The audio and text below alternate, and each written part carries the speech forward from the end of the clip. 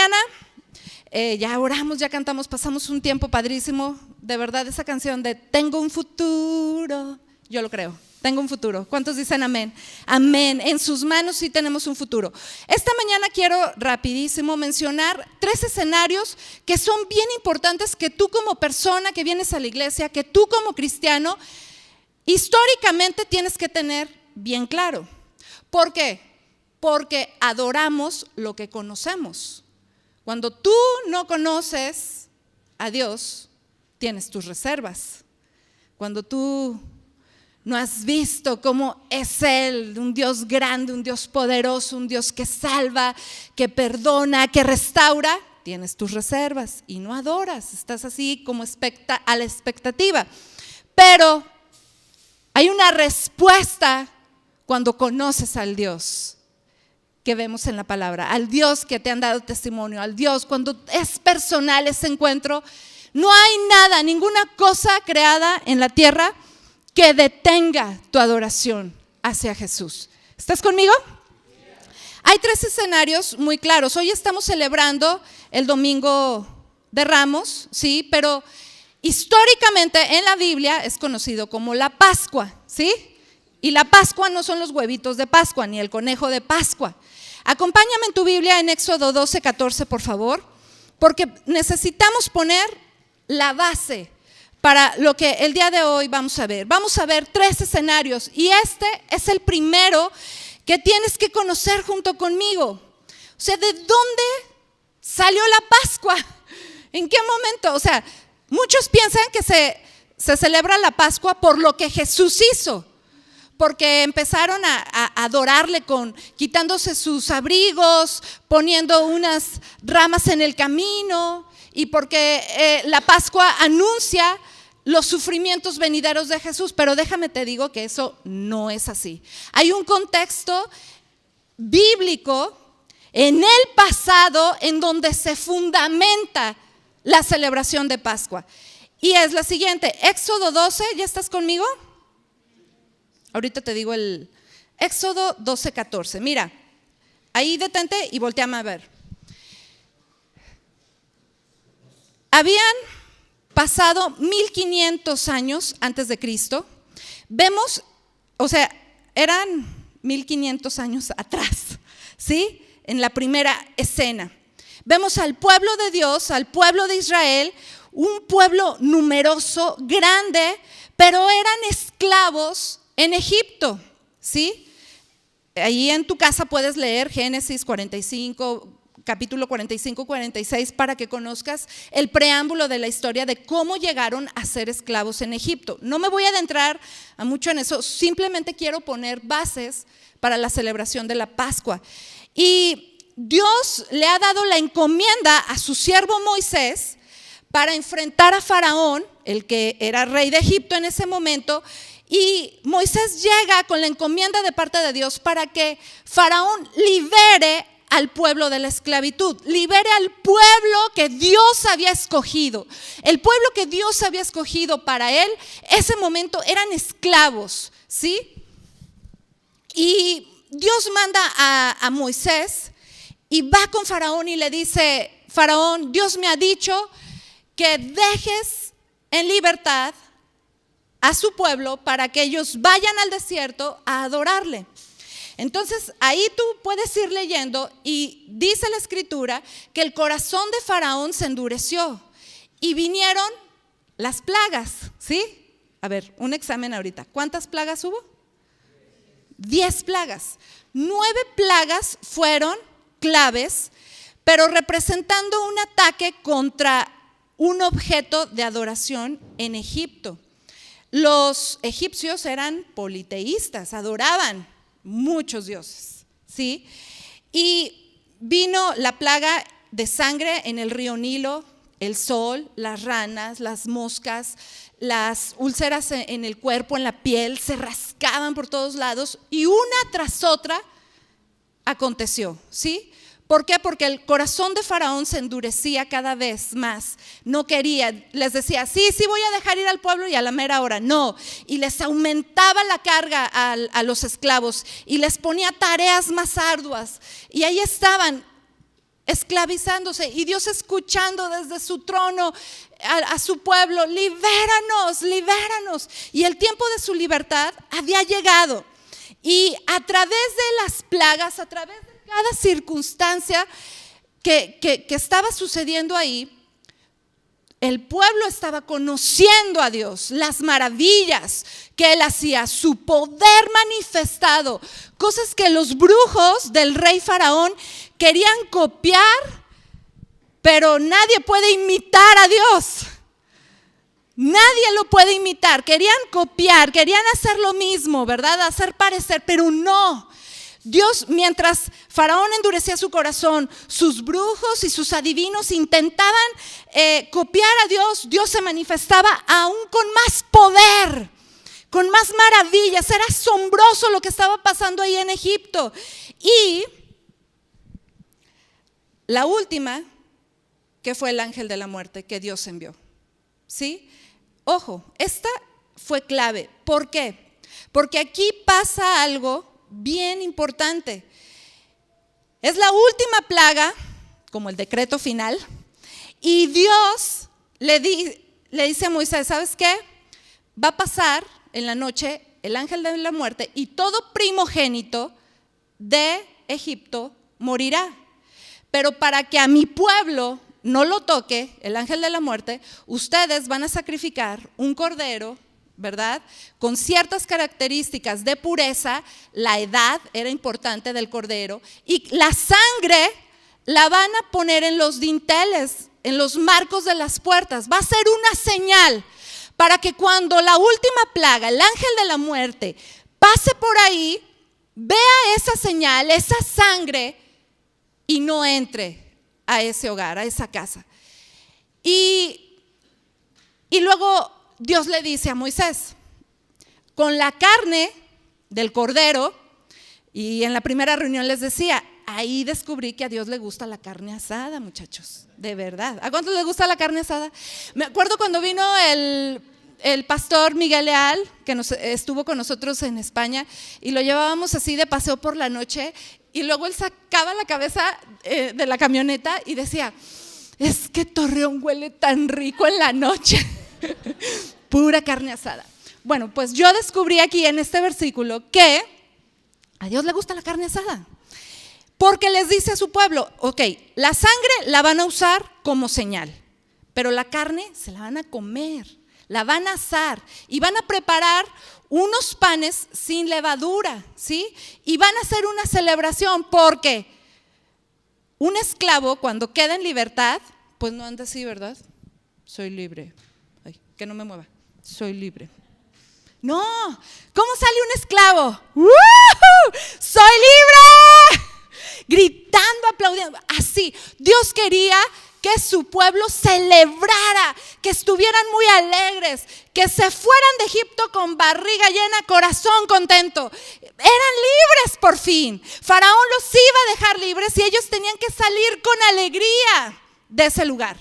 Habían sido esclavos 400 años, imagínate, 400 años viviendo en esclavitud, la mentalidad que tenían, la tristeza con la que vivían. Pero Dios los oyó, los libró de su esclavitud y los saca y les dice: pero van a hacer una fiesta para celebrar que son libres. Y esa es la Pascua. Ahí en Éxodo 12, acompáñame, en el versículo 14 dice: este día deberán recordarlo y celebrarlo generación tras generación como fiesta solemne en honor al Señor. Es un estatuto perpetuo que deben celebrar. O sea, no es una opción. Dios no les dijo por si quieres, no.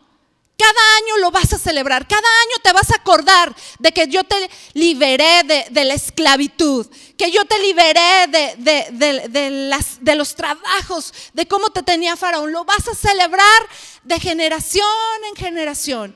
Y ahí están. Y pasa esa noche de horror. El pueblo, o sea, esa noche de horror cuando llegó la muerte, el ángel de la muerte, mueren todos los primogénitos de Egipto, el hijo de Faraón muere. Eso el Faraón, yo creo, dijo: basta, lárguense, no los quiero ver. Y ya después los andaba correteando otra vez, ¿verdad? Pero los dejó libres y ellos se fueron.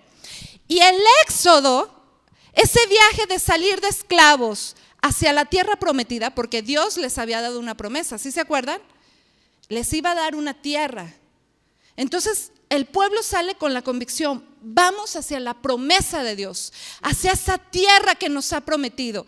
Y el éxodo empieza ese viaje, pero salen y comienzan su viaje hacia la libertad celebrando la Pascua, así lo llamaron. Esa celebración de Pascua, de la libertad que obtuvieron, que Dios les dio. Y al pasar de los años, fue la costumbre, ¿sí? Cada año, el pueblo de Israel celebraba la Pascua. ¿Te acuerdas del profeta Samuel?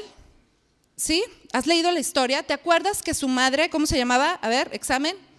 Doctrinas fundamentales, muchachos. Ana. Había ido a la Pascua y el profeta la vio. Cada año celebraba el pueblo la Pascua. Y cuando Ana viajó, iban viajando a la ciudad principal para ofrecer su ofrenda, su holocausto, para celebrar la Pascua, ese momento. Ana ahí, en medio de esa celebración, se quebranta delante de Dios y dame un hijo, Dios. O sea, no se lo pidió fuera de contexto. Iba a la celebración de Pascua. ¿Te das cuenta cómo? Lo que quiero que hoy abras tus ojos hacia la historia y que lo que hoy celebramos no es algo que pasó porque Jesús estaba ahí, no, tiene un contexto en el pasado, ¿sí? Fue algo que Dios había dicho hacía muchísimos años. Y Éxodo 12:26, por favor, acompáñame a leerlo, dice ahí: y cuando sus hijos les pregunten ¿qué sentido tiene para ustedes este estatuto? En el 27 dice, ustedes les responderán, se trata del sacrificio que se ofrece al Señor como recuerdo de la Pascua. Es decir, cuando en Egipto el Señor pasó por alto las casas de los israelitas y nos salvó la vida, pero hirió de muerte a los egipcios. Entonces los israelitas se inclinaron y adoraron. Iba a ser, en ese momento fue bautizado la Pascua, pero iba a ser un ritual, un acontecimiento cultural en el pueblo de Israel, recordar año con año lo que Dios había hecho. Y tenían la encomienda de celebrarlo y de transmitírselo a sus generaciones, ¿sí? Entonces por eso vemos a una Ana que llega a la Pascua, a celebrar la Pascua y le pide a Dios, dame un hijo. Y el profeta la oye y pasa, y al año regresa con su baby, con Samuel, y ya se sabe la historia. Pero por ejemplo, el rey David celebraba la Pascua también. O sea, vemos muchos acontecimientos en el Antiguo Testamento donde se celebra la Pascua. Pero hoy quiero que me acompañes y que nos vayamos a la siguiente escena, en el presente por decir, donde Jesús celebra también la Pascua. Acompáñame a Lucas 2:41-42. Te repito, era un acontecimiento que ya se les había hecho un ritual, una costumbre, estar celebrando la Pascua.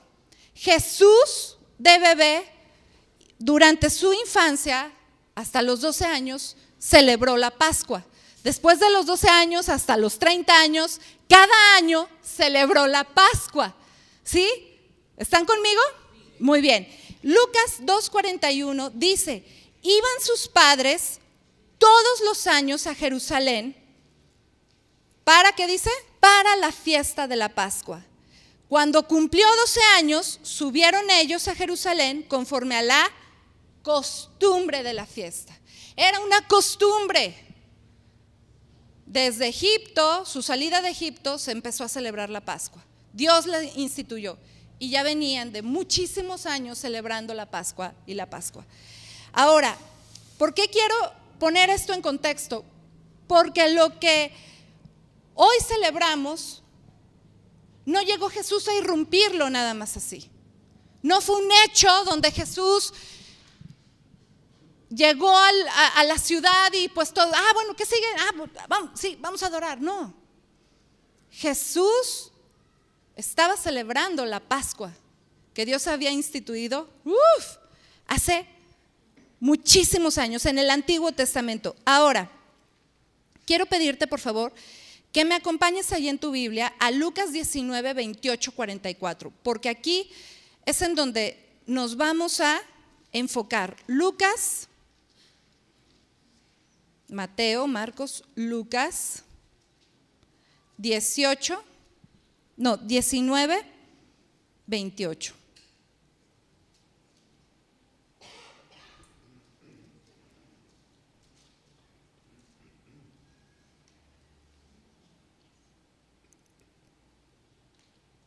Muy bien, dice, después de decir esto, Jesús siguió su camino en dirección a Jerusalén.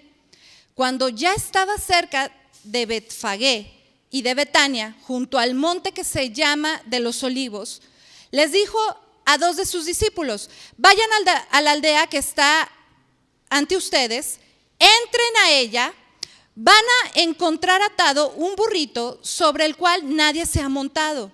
Desátenlo y tráiganlo aquí. Si alguien les pregunta, ¿por qué lo desatan?, respondan, porque el Señor lo necesita. Los discípulos se fueron y encontraron todo tal y como Él les había dicho. Mientras desataban el burrito, sus dueños le dijeron: ¿por qué lo desatan? Y ellos contestaron: porque el Señor lo necesita. Luego se lo llevaron a Jesús, echaron sus mantos sobre el burrito e hicieron montar a Jesús. Hasta ahí quiero que leamos. Ahorita vamos a seguir leyendo algo. Si tú lees este pasaje, puedes decir: ok, Jesús lo dijo. Pero déjame te digo algo. Ese burrito estaba destinado desde hacía 500 años atrás. Ese momento que Jesús estaba por vivir, esa Pascua que se iba a celebrar de una manera completamente diferente en el pueblo de Israel, también para ellos fue una sorpresa. No habían vivido algo así. Tenían ya la costumbre de celebrarla, ¿no? La carne asada, traer la ofrenda, los amigos, vamos a volver a ver a los de la tribu de Judá y a los levitas. O sea, cada año lo hacían, era algo repetitivo en sus vidas. Quizás algunos hasta aburridos estaban de hacerlo, pero lo hacían, era su costumbre, era parte de su cultura. Pero esa celebración en la que estamos ahorita enfocándonos, en la que hoy hacemos memoria de esa celebración, fue algo completamente diferente, porque se cumplió lo que Dios había dicho a través de su profeta hacía 500 años atrás. A lo que me lleva es a decirte esto: si Dios ha dicho algo, Él lo va a cumplir. Amén. Si Dios te ha prometido a ti algo, Él lo va a cumplir en su tiempo, no en el tuyo. Pero tú tienes que permanecer. A eso somos llamados los cristianos. Dios, tú ya hablaste, tú me diste esta palabra, permanezco. Eso es lo que te toca hacer a ti. Y venían históricamente sucediendo los acontecimientos y se llega este momento. Y Jesús pide: tráiganme a ese burrito. No fue porque a Jesús se le ocurrió, fue porque Dios ya lo había hablado a través de su profeta. Acompáñame a Zacarías 9:9, porque tienes que leerlo. Hay evidencia que tú tienes que leer de primera mano de la palabra de Dios. Basta de que de oídas, no nos vaya a pasar lo que a Job, de oídas te había oído, mas ahora mis ojos te ven. Cuando tú te expones a la palabra de Dios, cuando abres la palabra y dices: wow, esto lo estoy leyendo yo, Dios me está hablando a mí. Tienes que abrazar esta verdad y tener la evidencia, porque adoramos lo que conocemos. Cuando tú te ves incapacitado de adorar a Dios, es porque no lo conoces. Adoras lo que conoces. Y hoy quiero entregar evidencia para que tu adoración el día de hoy sea real, sea genuina, sea verdadera. ahí está el profeta Zacarías 9:9. Y él dice lo siguiente: alégrate mucho, hija de Sión, da voces de júbilo, hija de Jerusalén. He aquí tu rey vendrá a ti, justo y salvador, humilde y cabalgando sobre un asno, sobre un pollino, hijo de asna. Hacía 500 años el profeta había dicho esto. Y hoy se estaba cumpliendo. Hoy, quiero que te empieces a asombrar, porque nuestro Dios es un Dios eterno, está en todo tiempo, en el pasado. Él fue, Él es y Él vendrá. Amén. Es algo que te tiene que mantener en un asombro. Dios, lo que tú dijiste allá, hace años, lo vas a hacer. Y yo voy a ser parte voy a ser testigo de tu fidelidad, de tus promesas. Y ahí está Zacarías diciendo esto. Cuando Jesús les dice a sus discípulos: vayan a esa aldea y van a encontrar atado a ese burrito. Ese burrito no solo había sido atado quizás en la mañana, al amanecer, por sus dueños. Proféticamente, ese animalito había sido ensillado y alistado hace 500 años atrás.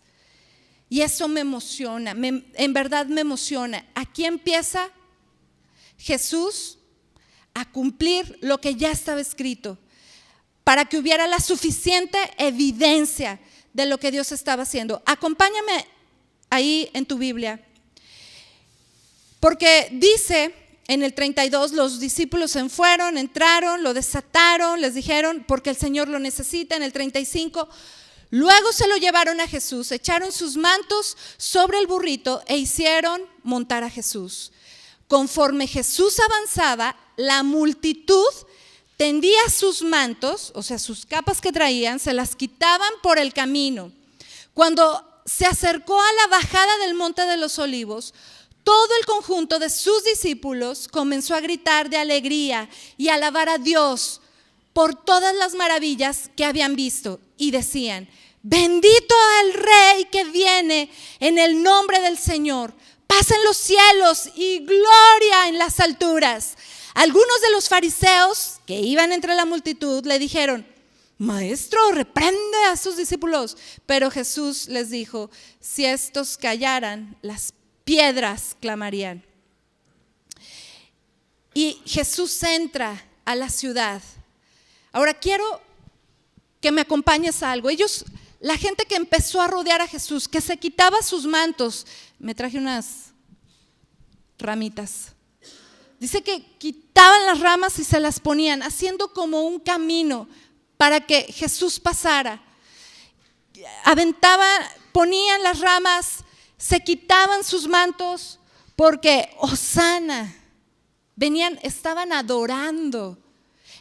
Iban a celebrar la Pascua.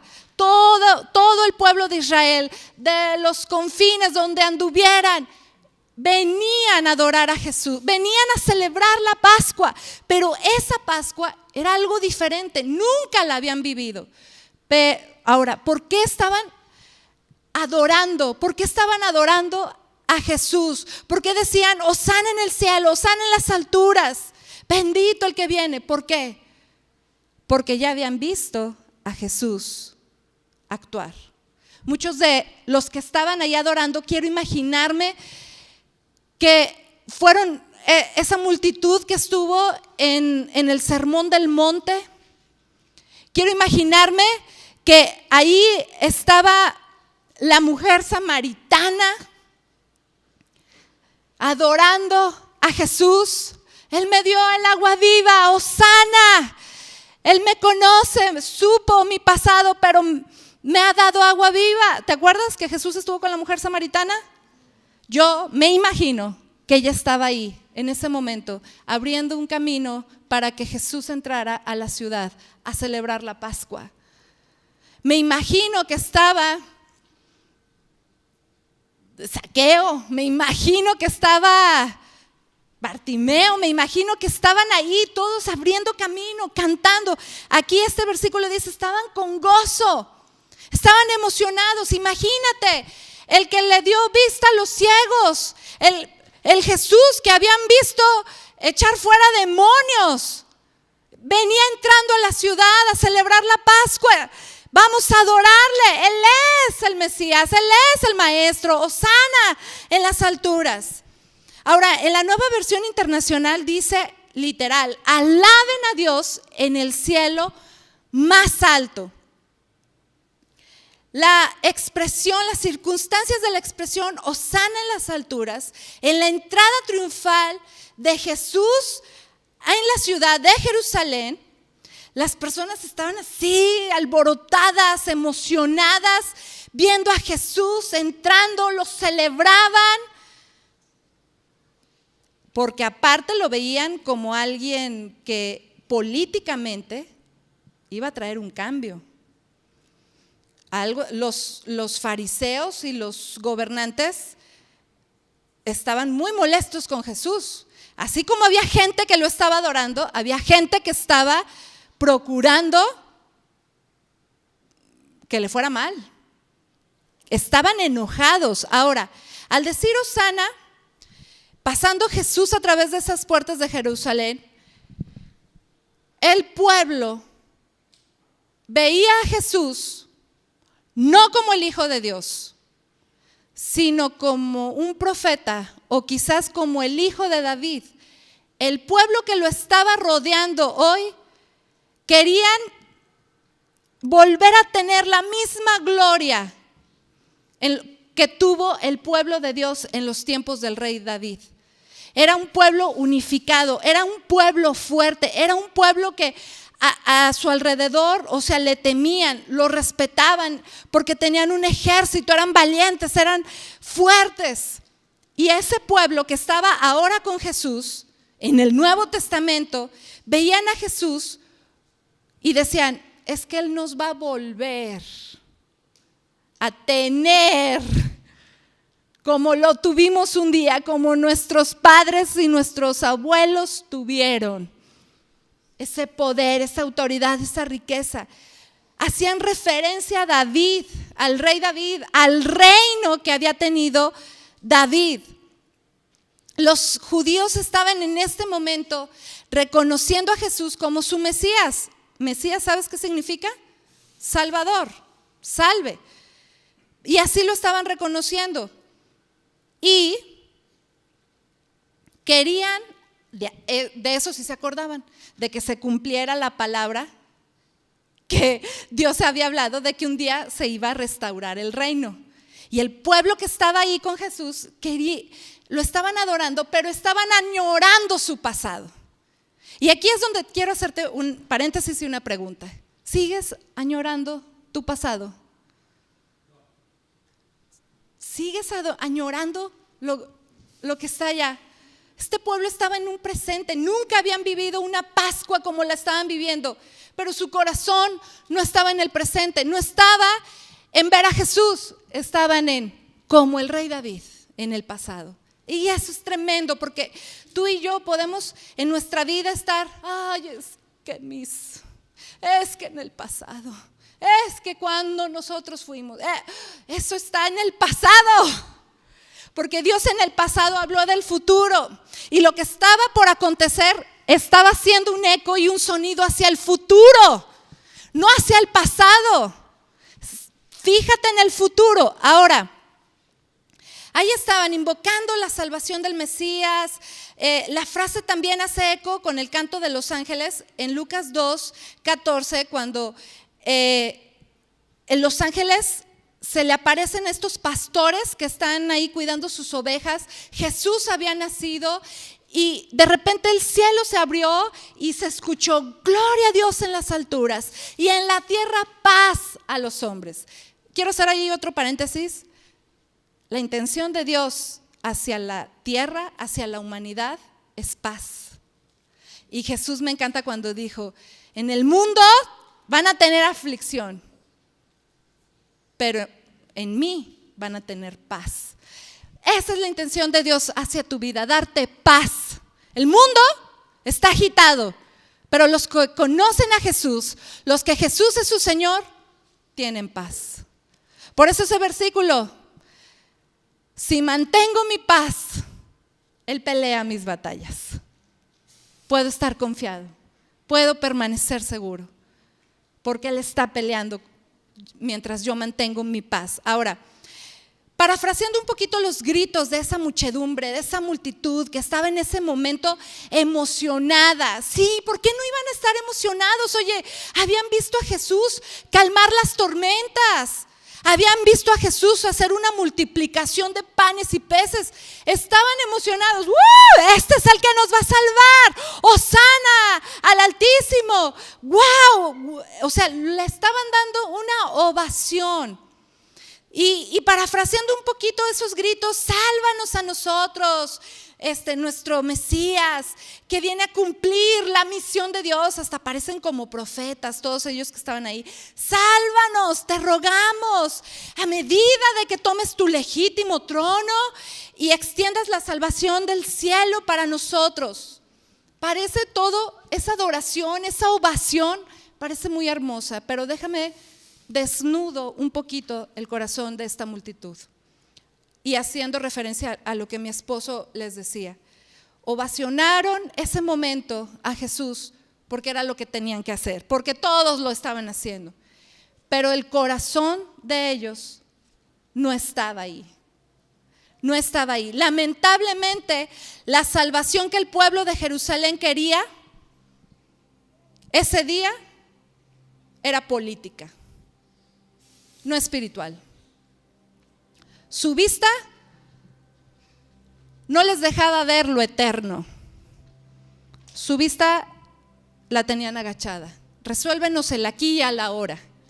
Toma tu trono otra vez, porque Roma había conquistado los pueblos de Israel. Estaban bajo el dominio del imperio romano.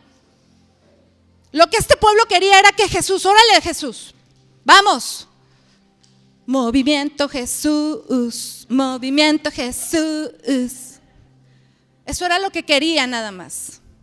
Arréglanos el aquí y ahora, que tengamos para pintar nuestras casas. Quiero que te des cuenta cómo minimizamos el poder de Jesús y de lo que Él viene a hacer. Mientras tú estás pensando, ayúdame Señor, ayúdame. Ay, Jesús está resolviendo tu vida eterna. Nosotros en el aquí y en la ahora, y Jesús viendo a la cruz, caminando. Yo creo que con compasión recibió esa adoración, porque la recibió. Se dejó que lo adoraran para entrar en la ciudad. Pero Jesús conocía la intención del corazón, como Jesús conoce la intención de tu corazón el día de hoy, de tu verdadera adoración, en donde quizás nada más estás pensando en, sácame de aquí, no quiero estar en esto, no quiero esta persona, no. Pero Dios no está pensando en esto, está pensando en tu eternidad.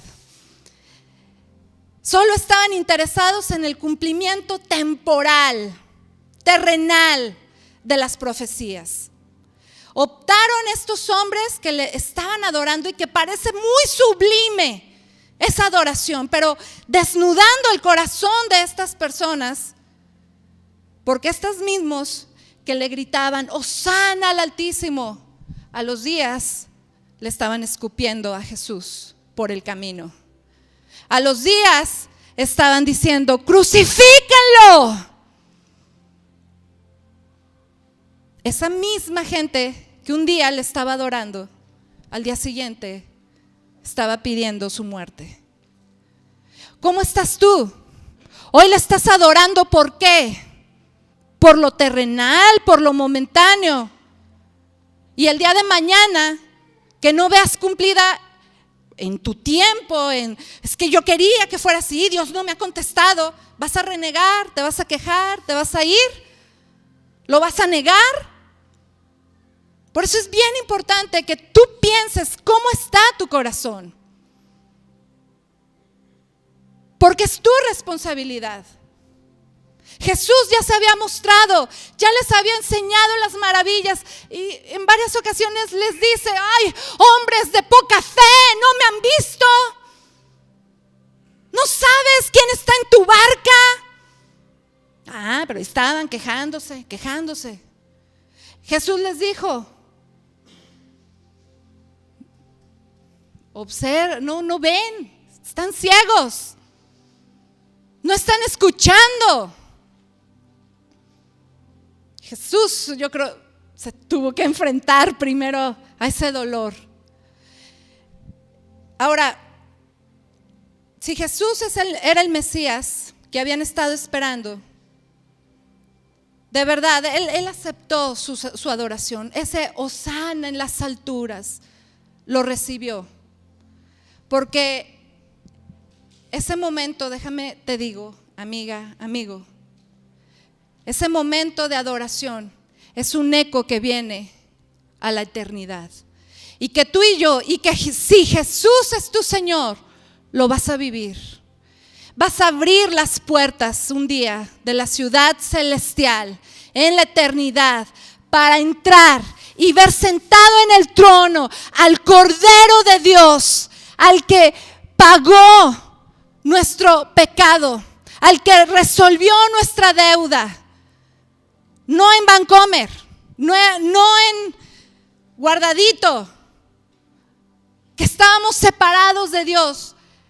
Todo viene siendo un eco. Lo que ellos hicieron en ese momento de adorar a Dios, de decirle: entra por el camino para ser adorado, entra a tu Jerusalén.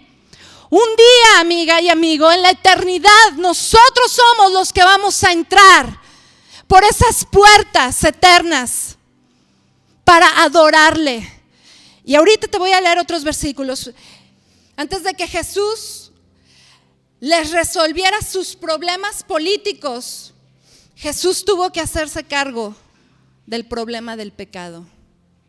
Todos estaban esperando que políticamente se resolviera la situación, pero Jesús no estaba pensando en eso. Él sabía que si no moría en la cruz, no íbamos a tener esa reconciliación con Dios. Jesús sí sabía lo que significaba verdaderamente reconciliarnos. A medida que la gente gritaba: hosana en las alturas, la verdad es que no sabían lo que significaba realmente. Jesús había venido a salvar, pero ellos no querían esa forma, se resistían. O sea, sálvanos, pero no así. En Hebreos 9:22 dice: sin derramamiento de sangre no hay redención. Por eso Jesús no se está fijando en el aquí y ahora. Jesús tiene su mente en el futuro.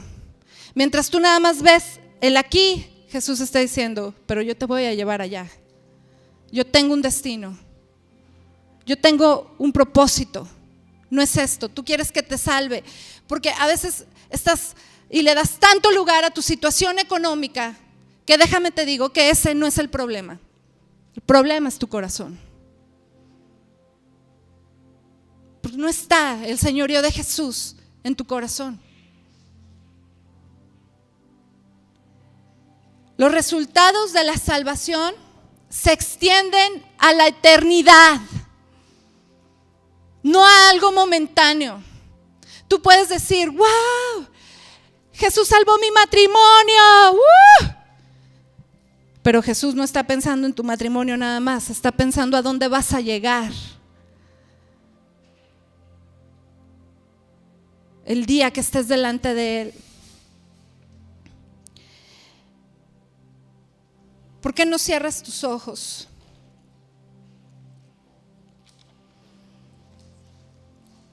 Y es para que no te distraigas, para que no veas lo que están haciendo los demás. Esto es muy personal. Esta gente estaba adorando, pero no sabía lo que adoraba. Querían lo del pasado, porque no se habían dado cuenta quién estaba delante de ellos, dándoles salvación, reconciliación, vida eterna. Hoy quiero invitarte a que dejes de ver tu pasado y de añorarlo, porque a quien tienes hoy enfrente tienes una ventana de oportunidad, tienes una restauración que te está esperando, pero tienes que quitar tu mirada del pasado, que te lleva a adorar de una manera incrédula. Hoy tienes que esforzarte, ser intencional y decir: ¿a quién tengo yo en los cielos? ¿Quién se ha revelado? ¿A quién estoy conociendo? ¿A Jesús, el Mesías, el Salvador? Entonces tienes que levantar tu mirada a Él, porque Él es el que tiene un futuro para tu vida y no está en el pasado, está en el futuro. Este hecho de adoración que hizo toda esta comunidad fue imperfecto, pero un día tú y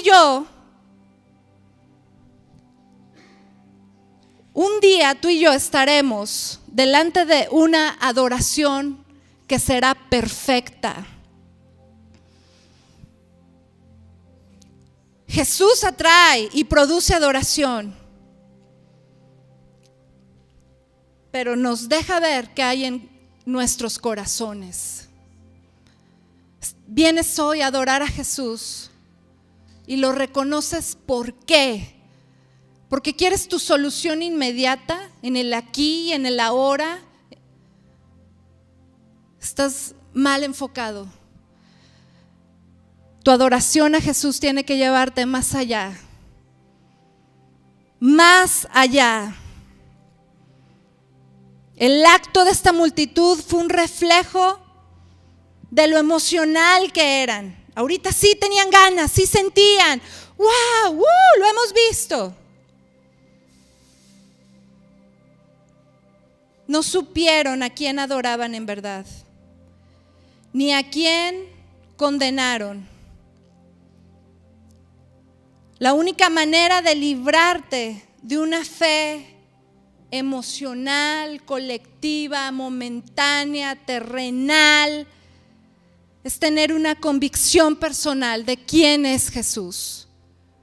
Por eso Jesús les dijo a sus discípulos: ellos dicen que soy ¿qué? El maestro, el profeta. Y Jesús se vuelve con sus discípulos: pero tú dime quién soy yo para ti. Porque no quiero que me adores colectivamente, porque todos lo hacen, porque es lo que la costumbre, porque mi religiosidad, porque vengo cada domingo, porque soy cristiano, es lo que tengo que hacer. No. ¿Quién es Jesús para ti? Para que le adores con una convicción personal que te salvará de negarlo.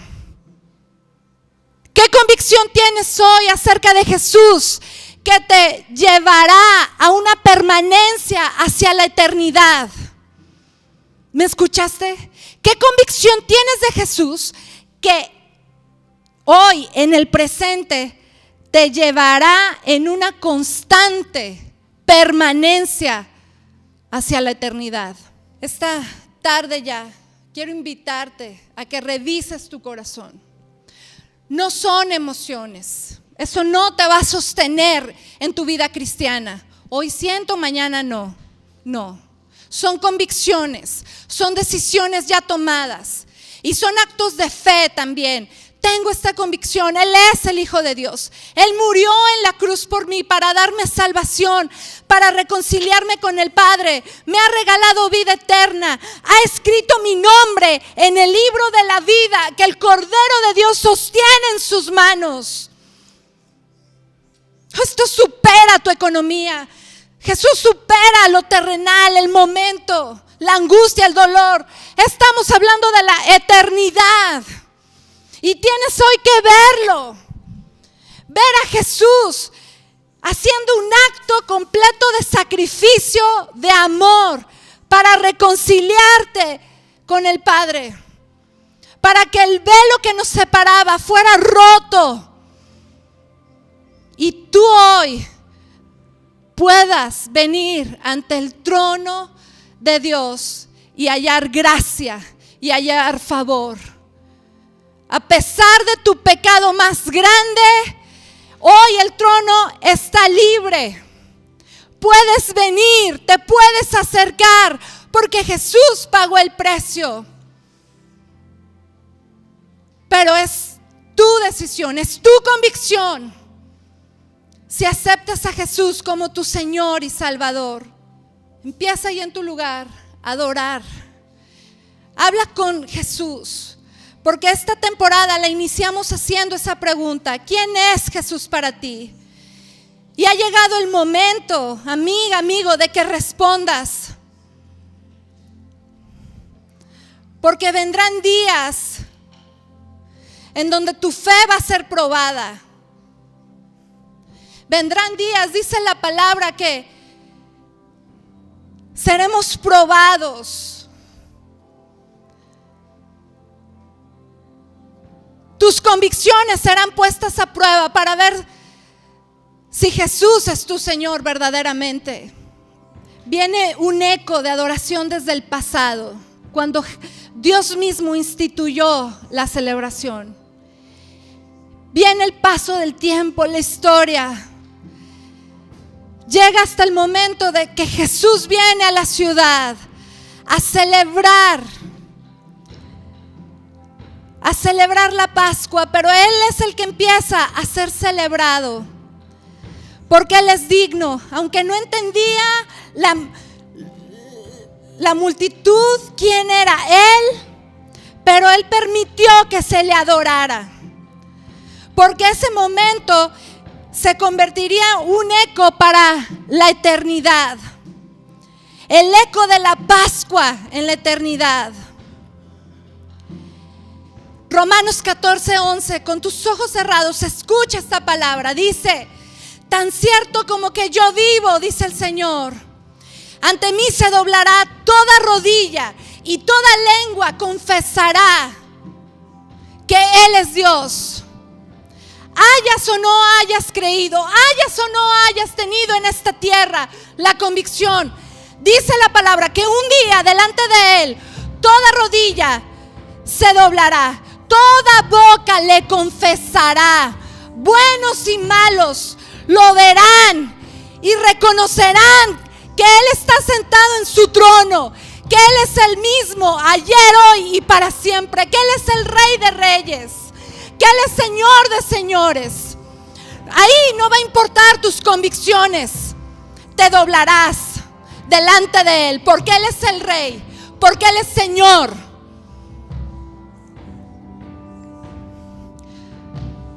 Salmo 24:7 dice: ábranse portones antiguos, ábranse puertas antiguas, dejen que entre el Rey de Gloria. ¿Quién es el Rey de Gloria?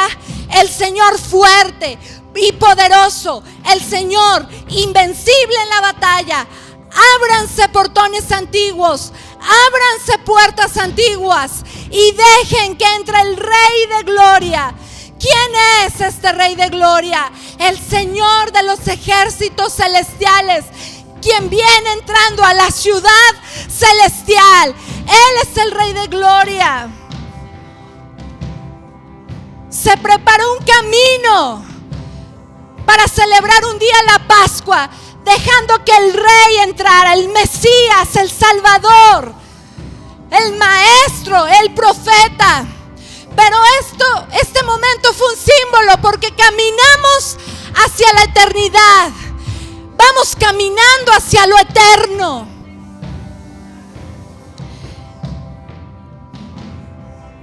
Isaías 12:4 dice: en ese día maravilloso cantarán, den gracias al Señor, alaben su nombre, cuenten a las naciones lo que Él ha hecho. Den a conocer sus alabanzas en el mundo entero. Que todos los habitantes griten sus alabanzas con alegría, pues grande es el Santo de Israel que vive en medio de ustedes. Amigo, es un versículo para la eternidad.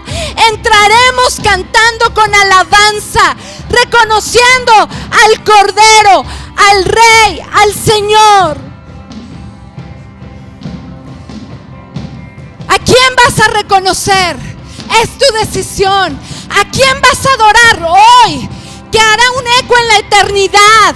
Hoy tu adoración, tu convicción, tu decisión empieza a ser un eco en la eternidad. Viendo evidencia, te lleva a adorarle.